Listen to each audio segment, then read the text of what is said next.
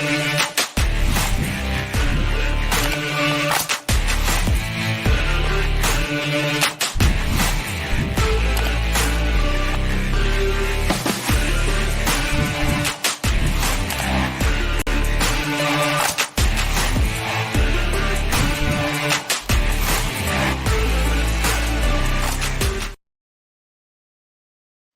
right, everybody, welcome back. Again, thank you to Impervious for sponsoring our event. Right now, we got Andy, very, very well known in the community. Definitely one of our cornerstone developers, always building some cool stuff. Mike, did you want to add anything? No, you're saying it already. I mean, he's super friendly, super approachable. I mean, since he's been working on HNSSearch, I've been chatting to him on all the different channels from Handshake Mercenary days to Yeah, the OG days. yeah, man. Yeah. I'm having my All right. breakfast, Steve, and banana. Nice. 7 a.m. here. All right. All right. And Andy, I'm really excited for your talk. Let's jump right into it. All right. Thank you for that great intro. I'm really excited to be here, and also thank you for organizing it. It's amazing to be part of HandyCon 2. I will share my screen, and then we can start.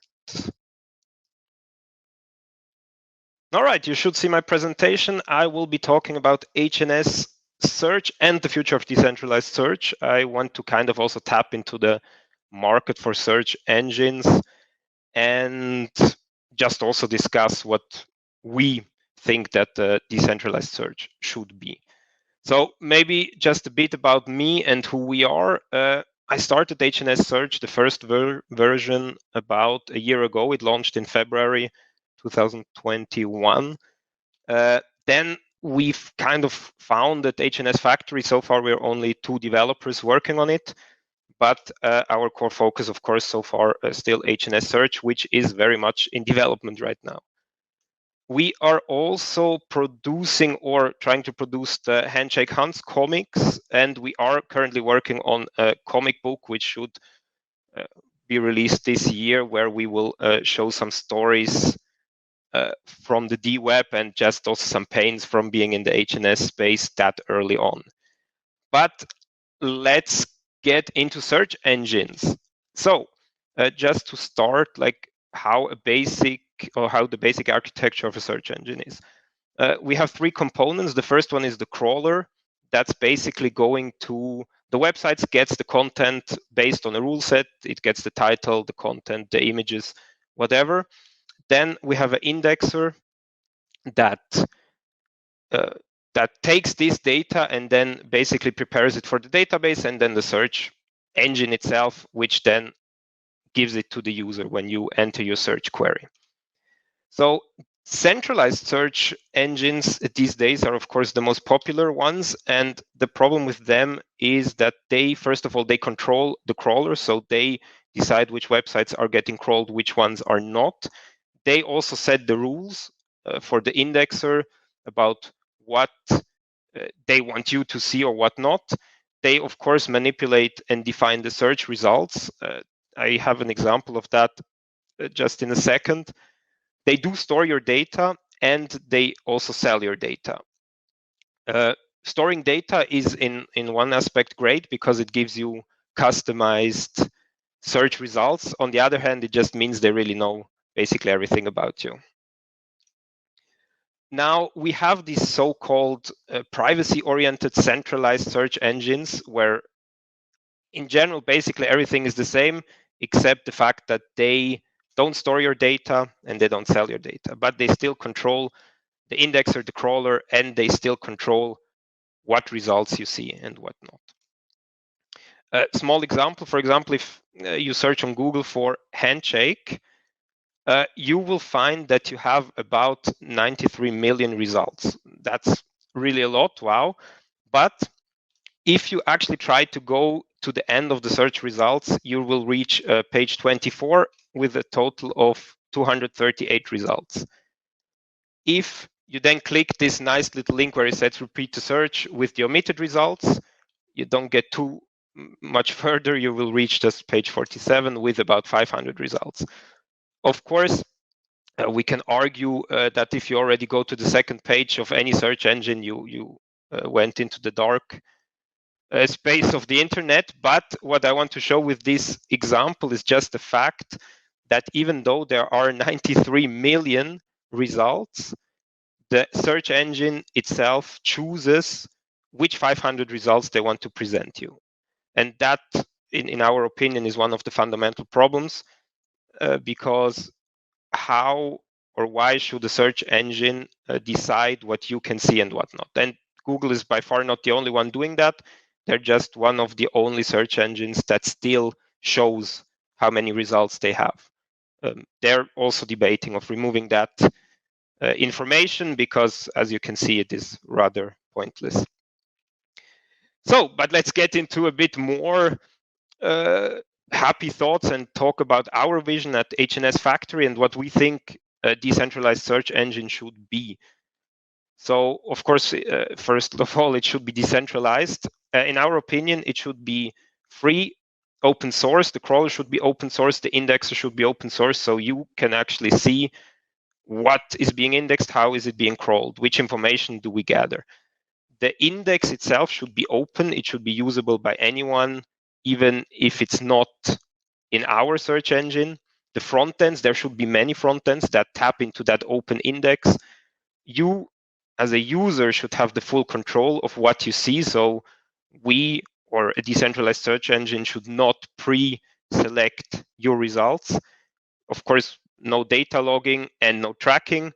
And in general, there should be a network of nodes which sync to that distributed index. So as soon as someone logs into the network, they will download the latest index, and like that, the index is again distributed, and that makes it, of course, also censorship resistant. Which leads me to the benefits of a decentralized search engine. Of course, decentralization. There are no monopolies, which means like Google right now has over 70% of market share, even more. That wouldn't happen like this anymore. You have anonymity. No one will know your search queries. There is no bias in either crawling or providing the search results. No censorship. And it would be, of course, a disruption of the current markets. Ad networks would have to be rethought, and just also normal revenue streams that would have to be rethought.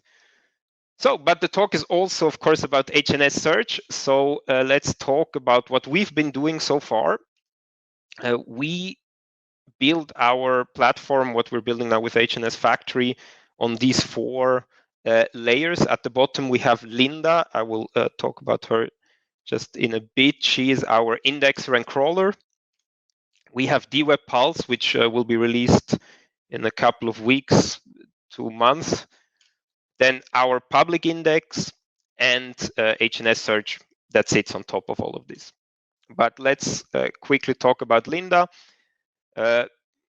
She's our indexer, but also our crawler, stands for Living Indexer Navigating Decentralized Assets. She's at the center of everything.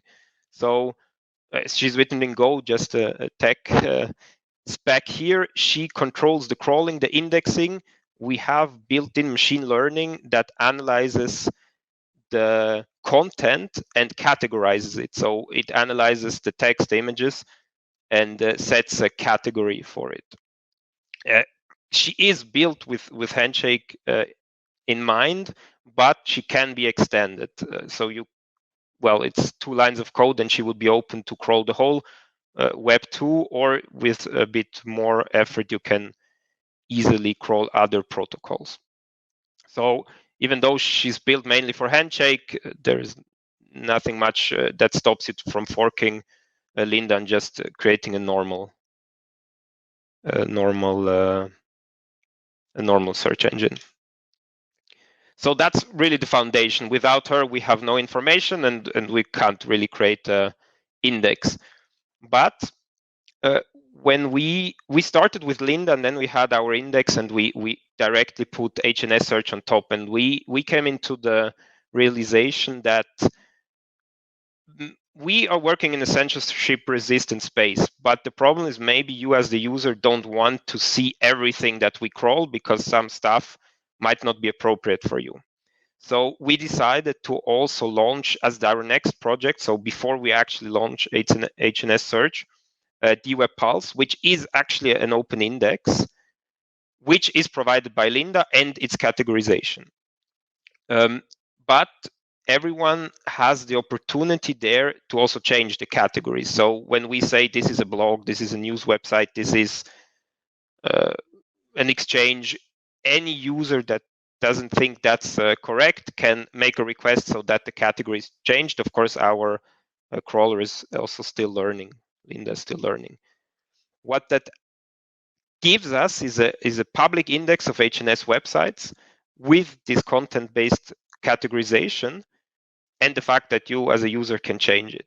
This gives us then in return the opportunity to create block lists. I know we're talking about censorship resistance and now I'm talking about block lists, but these lists just mean that you as a user or a trusted entity like SkyInclude, Naomi, Namebase, whoever can use this information and say, block the sites with this category. And you can set this in the search engine.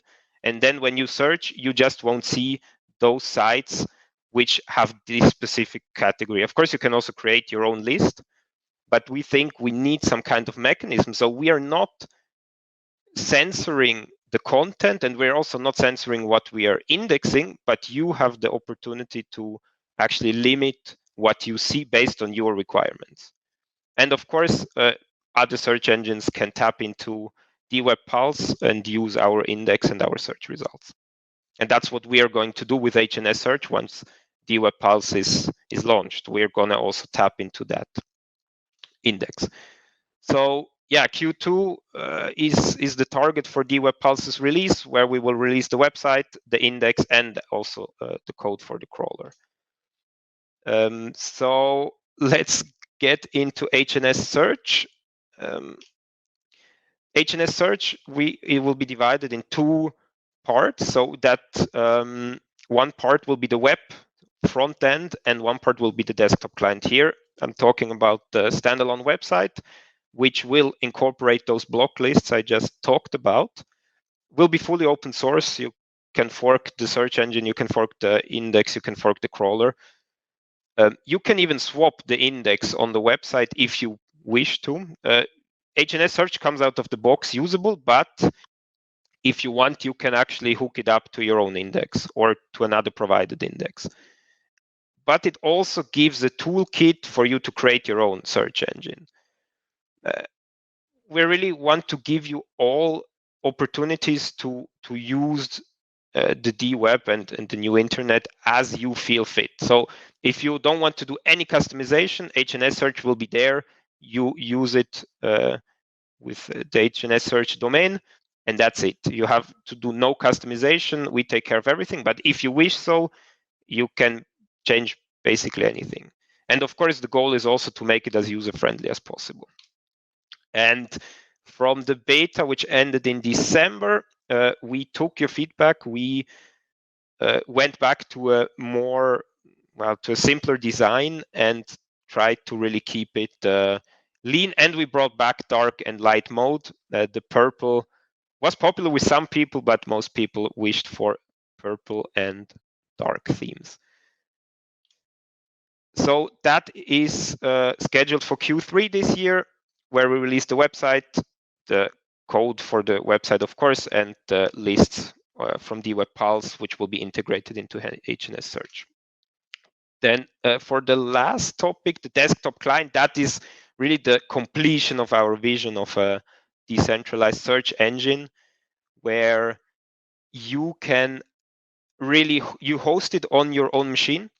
Like you will have full control. So you download the node. It is a standalone desktop client. The index will be stored, the public index will be stored on your machine once you log in. And you can launch the crawler from within the client. So if you notice that your website or website you're looking for is not indexed, you can just launch a crawl job. You put this link in, it will crawl, it will sync, and everyone else on the network, including the HNSSearch website, will have the newest index. So like this, we have a truly decentralized search experience where it's also almost impossible, as long as we have some functioning nodes, to take it down. And you can either tap into the public index, or you can actually create your own private index. I'm thinking if you have a company and you have an intranet, like you can actually merge that with the public index, but only use it for yourself. So if you search something, you will only see internal, or you will see internal and external things mixed. But here really we give full control to the user to create a truly decentralized search engine where everyone contributes to the index, and where you can basically customize it as you see fit. So desktop client is set to be launched in Q4. Really aim to release everything this year, and we're really excited to bring you hopefully a good decentralized experience. There are already other alternatives, not handshake based, but the goal is really to make it as user-friendly as possible. So if you want to customize it, you can, but if you don't want to customize it, you still don't have to compromise on privacy and on decentralization. So that would bring me to the end. So yeah, I would be open for questions, or if we're already out of time, I thank you for your patience and your interest. We got time. We got I just see 2 questions. One's from Steven right here. I don't know if you can see it on screen. Yeah, I mean, the machine learning is already integrated. So the indexer actually, well, we have a catalog of categories which we manually set, and the indexer actually learns with each category. And we actually have a punishment system where we go through and we check. Right now, we check if the categories are correct. If not, the Linda kind of gets punished and gets minus points. So for the index, for the crawler, for Linda, it's kind of like a game. If she makes a mistake, she kind of gets points deducted, and like this, she's learning. And yeah, I think that explains it. I just saw a comment where it says Linda was made with HandySearch. No, HandySearch is actually a search engine which just provides the engine to search. So you create the index with HandySearch. It's a JSON file, and they just provide kind of the engine to get stuff out. But we are moving away from HandySearch, because HandySearch is amazing, but they offer search as you type, and we just found that for a search engine, search as you type is not that desirable, because you get just too many results as you type your query. So the engine itself, like Linda, is actually what indexes everything, and that's fully handmade by us. And the machine learning happens as she crawls the sites. She analyzes the content, and based on previous experiences, she then categorizes them. I hope that answers the question. Yes, Linda will also be open source. And then Dope was also just asking where you can find more information about Linda as well. Well, we are planning on actually creating a Linda Handypedia page, but we're just not there yet. We have our heads deep in now DWeb Pulse, but we want to really document everything we're doing, because we think that's also helpful for anyone that wants to customize. We're really working on our docs as well, so that when we release the code, the docs are clear, and for those who like to tinker with stuff, they actually can. And maybe what I didn't say before is each element of HNSSearch, like the index or the front end, the crawler, each element is individually usable. So we have it as one module combined, but you can actually just take the crawler and make your own search engine, because we believe that for the DWeb to be truly successful, it doesn't have to be HNSSearch. Of course, it would be amazing, but for us, it's more important that people get also into the habit of making new making new search engines, because search is what really fuels the internet now. But of course, for that, we also need content. That's one of the biggest problems we see now, because most of the stuff we crawl are either D-links or advertisement pages for people selling their domain. That's why I'm also very happy we have this website race, and I hope there is new content which we can crawl. But yes, let's get some more content on the DWeb. All right, let's just get this last question, and then we'll wrap it up. Yeah, that's for sure, Oscar. No problem. We can definitely provide the search bar for people to incorporate. We had it before with all HNS. Well, now of course it broke because with the beta ending it doesn't work anymore. But it will definitely be possible, and we will provide that, so people can actually put our search bar on their website for sure. All right. Well, Andy, thank you for being here, talking more about HNSSearch. We love hearing about it. We love hearing the developments, and I think we can all say that we're really excited to see how it all turns out by the end of this year. I certainly am, for sure. But any last words?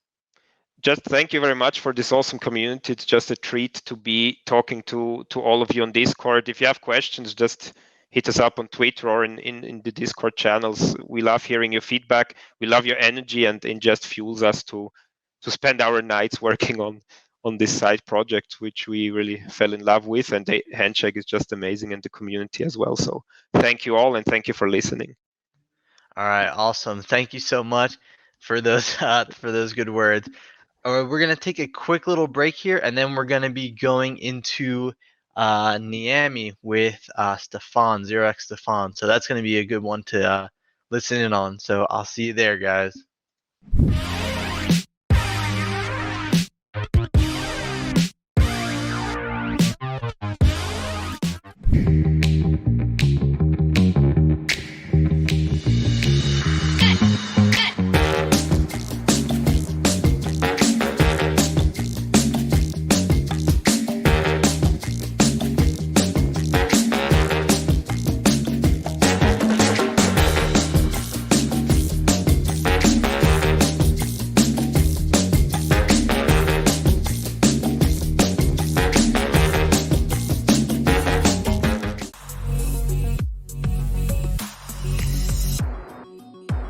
Kinetic is a blockchain crypto investment firm based in Hong Kong and Puerto Rico. Founded in 2016, they were the first fund in Hong Kong and one of the earliest in Asia. With a portfolio of over 220 companies, they were seed investors in such projects as Ethereum, Parity and Polkadot, Solana, FTX and of course Handshake and Namebase. Founder Johan Chu is an active investor and supporter of the Handshake ecosystem. Over 100,000 domains, co-founder of DWeb Foundation, co-founder of HandyCon, and sponsor of the Handshake House at Miami Hack Week 2022.